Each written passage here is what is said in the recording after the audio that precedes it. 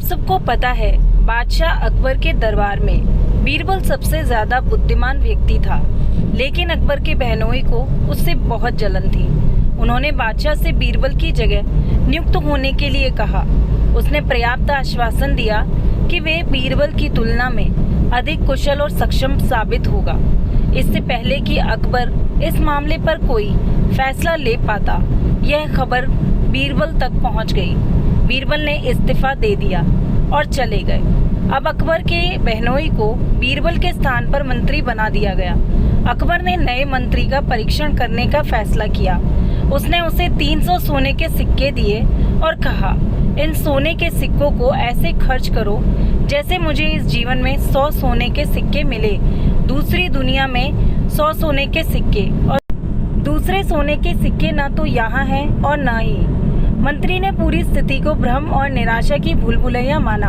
वह यह सोचकर रातों की नींद हराम कर देता था कि वह खुद को इस गंदगी से कैसे निकालेगा। हल्कों में सोच उसे पागल बना रही थी। आखिरकार अपनी पत्नी की सलाह पर उसने बीरबल की मदद मांगी। बीरबल ने कहा, तुम मुझे सोने के सिक्के दो, मैं बाकी काम संभाल लूंगा। बीरबल हाथ में सोने के सिक्कों का थैला पकड़े शहर की सड़कों पर चल पड़ा। उन्होंने अपने बेटे की शादी का जश्न मनाते हुए एक अमीर व्यापारी को देखा। बीरबल ने उसे 100 स्वर्ण मुद्राएं दी और विनम्रता पूर्वक कहा, बादशाह अकबर आपको अपने बेटे की शादी के लिए शुभकामनाएं और आशीर्वाद भेजते हैं। कृपया उसके द्वारा भेजे हुए उपहार को स्वीकार करें। व्यापारी ने सम्मानित महसूस किया कि बादशाह ने इस तरह के कीमती उपहार के साथ एक विशेष दूत भेजा। उन्होंने बीरबल को सम्मानित किया और उन्हें बादशाह के लिए उपहार के रूप में बड़ी संख्या में महंगे उपहार और सोने के सिक्कों का एक बैग दिया। इसके बाद बीरबल शहर के उस क्षेत्र में गए जहां गरीब लोग रहते थे।